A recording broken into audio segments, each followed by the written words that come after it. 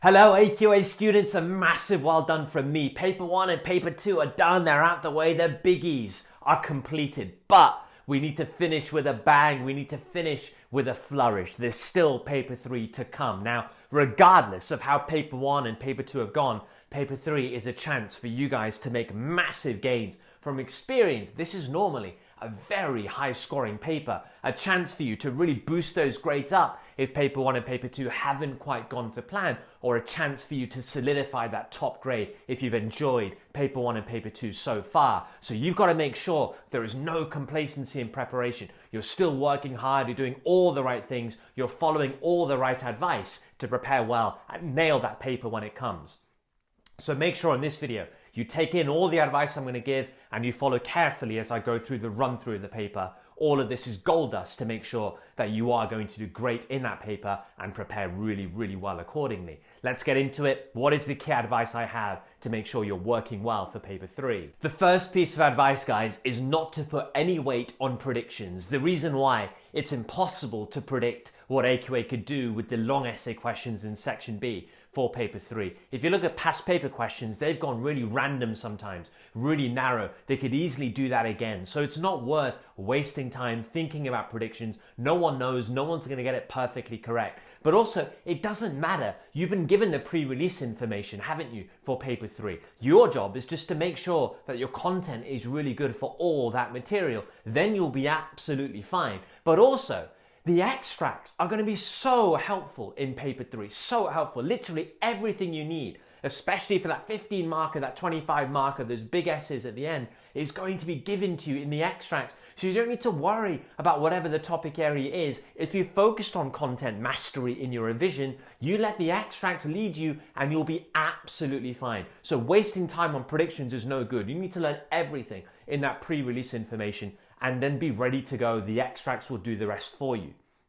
Having said all of that, a good way maybe to prepare in terms of weighing up topic areas a bit more is think about topic areas that haven't featured yet in Paper 1 and Paper 2, which are in the Paper 3 pre-release. Weigh those up a bit more. They're more likely to be the essay questions in Section B. Second piece of advice is you want to know this paper inside out, that's for sure. The structure of the paper, very different to Paper 1 and Paper 2, so know the structure. That's going to help you with time management, but also know of all the key techniques that you need to be using to answer these questions in Paper 3. I'm going to guide you with a big walkthrough of Paper 3 at the end of this video. Stay tuned for that. But also make sure you're watching my exam technique playlist for AQA. Loads of Paper 3 related videos in there, answering all the different questions for you, giving you all the techniques that you need. Watch those videos and you'll be set. But be confident with the structure. That's only going to help you when you're actually doing the exam itself. Third piece of advice, I've said it already, you've got to really make sure that you're a master of the content. That's going to be so helpful for multiple choice, obviously, but also great for those essays in Section B. This should be okay for you because you've already made great notes for micro for your Paper 1, great notes for macro for your Paper 2. So you've already got those notes, you just keep that ticking over. For new topic areas, maybe you haven't made notes on big time yet, just add those in and make sure that's going strong too. If that means having to watch some new videos on the channel or keep re-watching videos to make sure that content is strong, do so. But keep going through your notes, keep watching videos, make sure that content is really good. That's important in preparation for Paper 3. The most important, that is for sure, is content mastery. And then it's practicing past paper questions. All of the unique Paper 3 questions need good practice. That means really smashing through multiple choice. Do loads and loads of multiple choice and do them per topic area. Bunch them up like that. That's an effective way of making sure you're good with multiple choice for all topic areas that could feature, but also make sure you're doing 10 marker plans. Make sure you're doing 15 and 25 marker plans given all the past paper questions available to you from Paper 3. That is so important because really all the questions in Paper 3 are unique in some way. You need to make sure you're ready for those by essay planning. That's a very big piece of advice from me. And then lastly, in your preparation, you must be giving extra weight to prepare for that unique 25 marker. The 25 marker now in Paper 3 is going to be expecting micro and macro. The examiner will want to see elements of micro and macro. So preparing accordingly by looking at topic areas that could be micro and macro topic areas. Make sure you're writing those down, what topic areas could be micro, macro, but then writing down micro and macro effects, micro and macro points for all those topic areas is a very good exercise. Then your brain is ticking, right? Even for topic areas you think are more micro, you're going to be thinking, what macro could I bring in to those kind of essays? Topic areas that are more macro, you're going to be writing down micro ideas, get your brain ticking in that way to know in an essay how you'd bring in micro into those kind of essays too. So making sure you're preparing for that essay in that way is going to be very good preparation and very good use of time. Now, bearing in mind all that advice, let's go into a walkthrough of the exam and make sure you're going to be okay for all questions.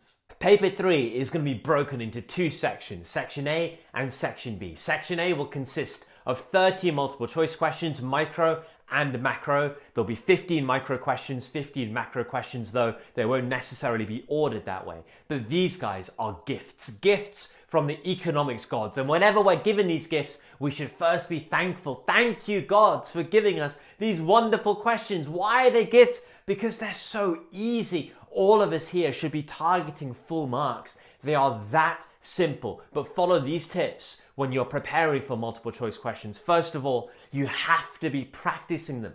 All of the previous past paper multiple choice questions you should have done. But when you're revising them, when you're practicing them, make sure you're doing them per topic area. A block of multiple choice questions per topic area. Then you're seeing what the multiple choice questions are like for various topics. But also, when you're doing the questions, don't just try and get the correct answer. Think about why it's the correct answer. Think about why other answers are wrong. That way you're building up your knowledge base. You're understanding multiple choice questions better, and you're seeing the style of multiple choice questions that AQA tend to go for. So practice is your best friend.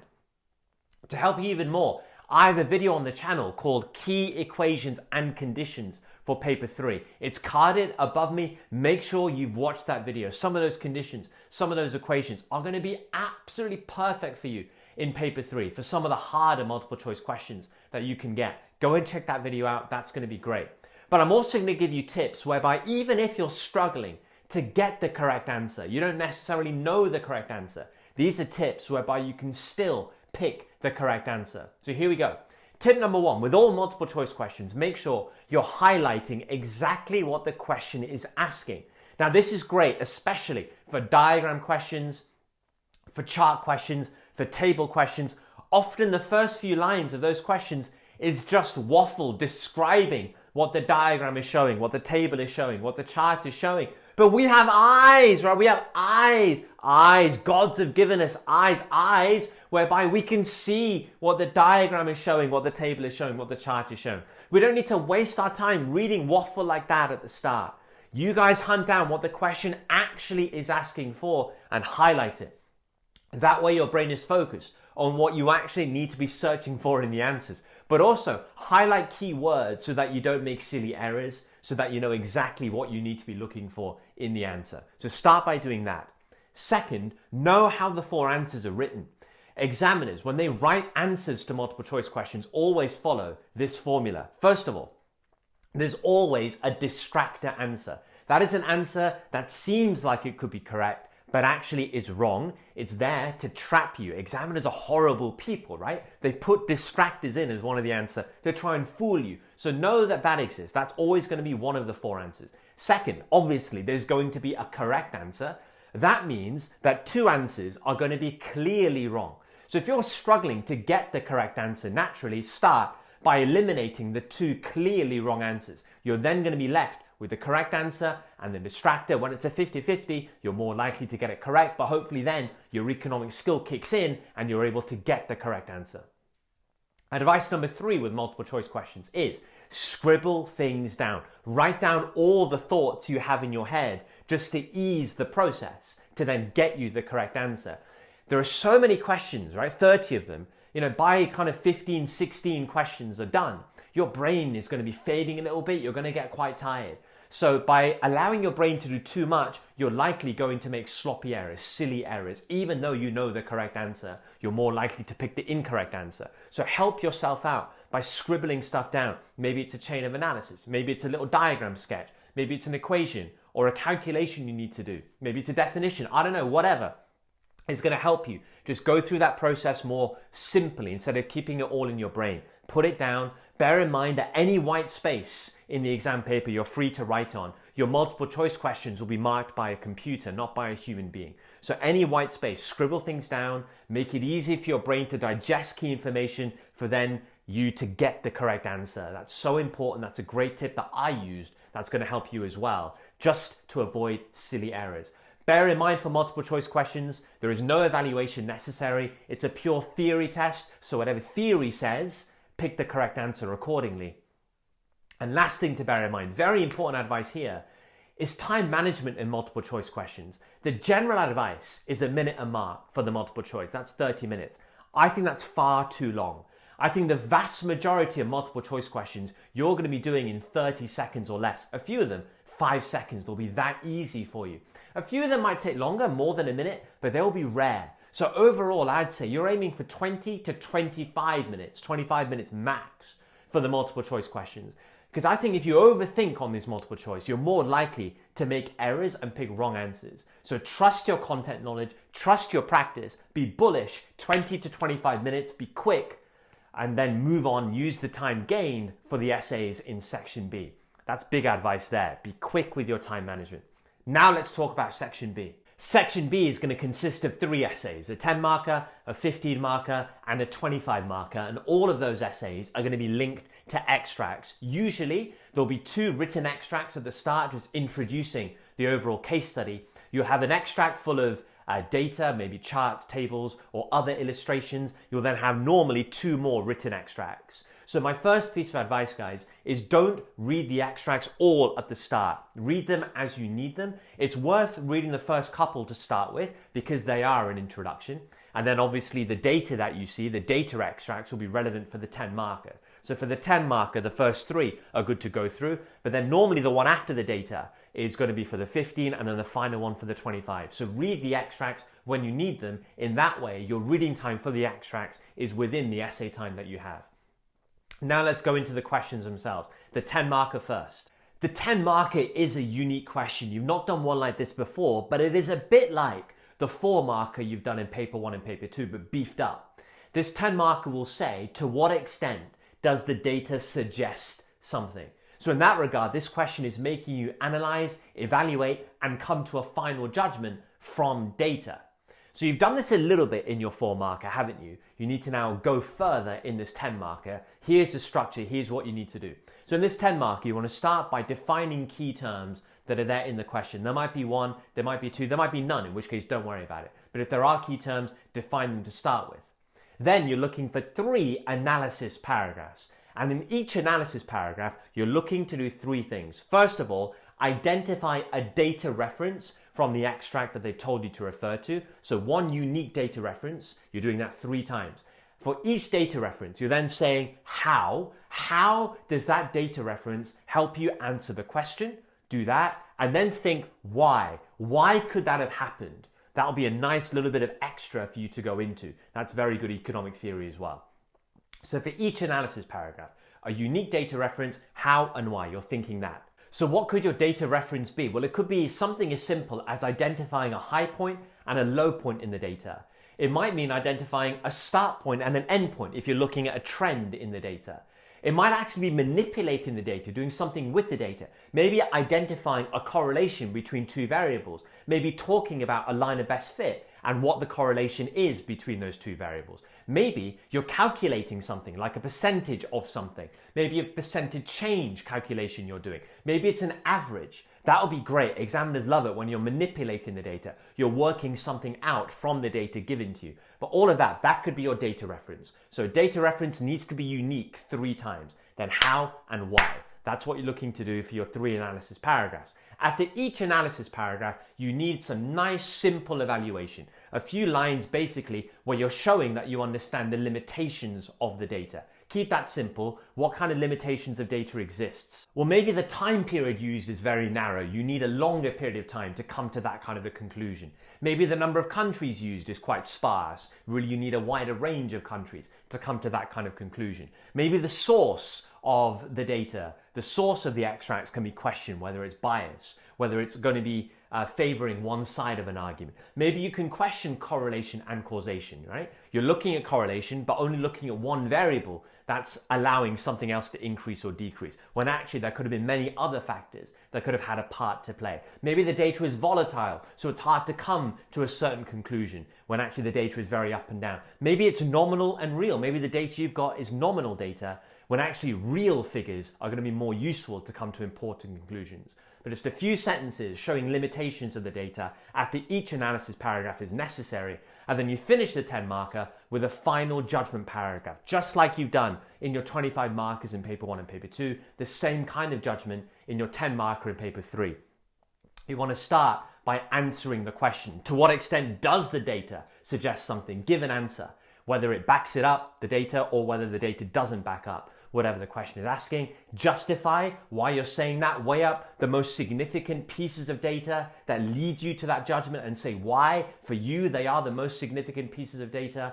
And then try and balance your judgment by basically showing how you can't really answer that question with just the data they've given you. Normally, you need other pieces of data to make your judgment more holistic, given that you've considered everything in that regard. So maybe go into other pieces of data that would be really, really helpful to solidify that judgment. That could be good balance for you.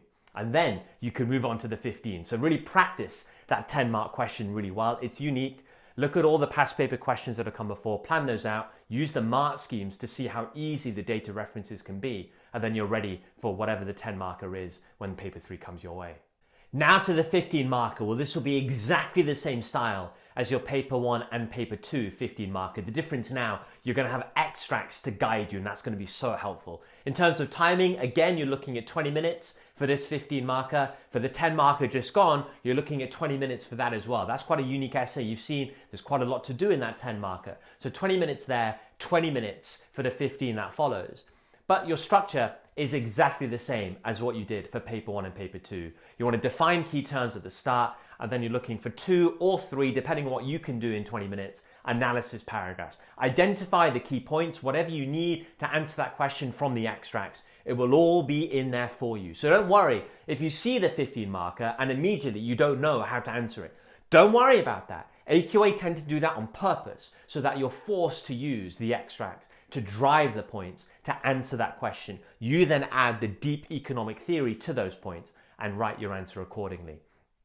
Always on 15 markers, you're thinking, could diagrams illustrate what I'm writing? In which case, draw them and just make sure you are directly using those extracts. And then you're absolutely fine. 20 minutes max, move on to the 25 marker. And now we finish with the 25 marker. And even though the wording of this 25 marker will say justify a recommendation, it's actually exactly the same style as your 25 markers in paper 1 and paper 2, and therefore you need the same structure. It's more like your section A, paper 1, paper 2, 25 marker, because this will be linked to extracts as well, but it's exactly the same style in terms of how you need to write it, in terms of the structure that you need to follow.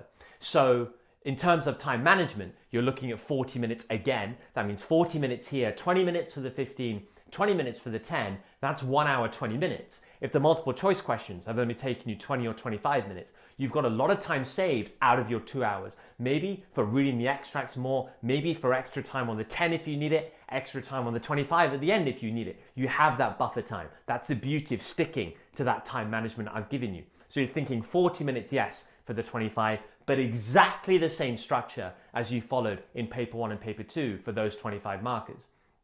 The difference here is really the extracts are going to be great. Everything that you need, all the arguments that you need in analysis, in evaluation, even for your final judgment is going to be there in the extracts. Let the extracts drive those points and you add the deep theory to it. Make sure you're doing that. That's what the extracts are for this 25 marker.